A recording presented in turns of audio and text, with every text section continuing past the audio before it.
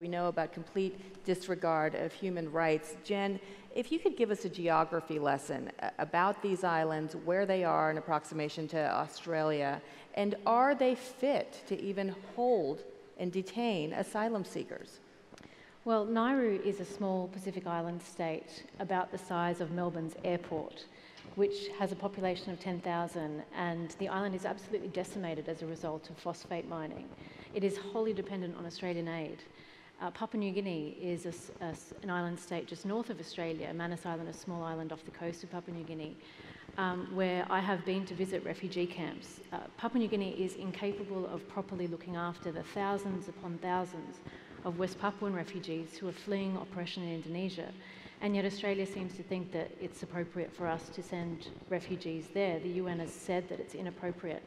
And yet for any refugee coming to Australia by boat, we intercept them at sea or otherwise arrest them upon arrival in Australia, take them to Nauru or previously to Manus, lock them up indefinitely in conditions that the UN have found amount to torture.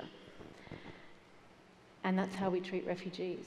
I think it's appropriate to use the word Guantanamo, and many of you here in the audience here in the United States will understand what we mean when we say the Guantanamo of the Pacific.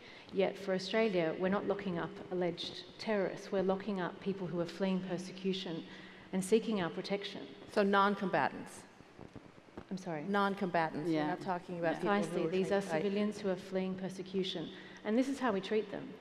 I have to say, I'm proud to be Australian. Australia is a great country in many ways. Yeah. But this policy is shaming for all Australians. We will look back on this the way we look back on the White Australia policy. Our children and our grandchildren will ask us, how could we have been so cruel to people seeking our protection? And importantly, what were we doing to stop it?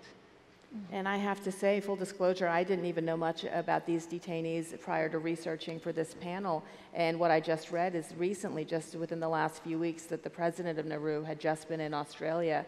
And the way they've worked this out is that Australia pays Nauru to hold these and house these detainees. That's right. And the president of Nauru said things are going swimmingly. Are they blind to what's happening in their own backyard? Because we know the sheer size of this island.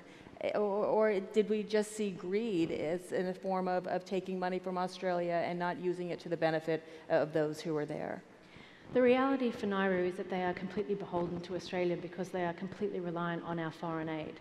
And Australia exploits those relationships with Nauru and Papua New Guinea in order to get rid of what they perceive as this problem. It is wholly unacceptable and a breach of our international human rights. The way that it is indefinite and arbitrary detention in conditions that amount to torture.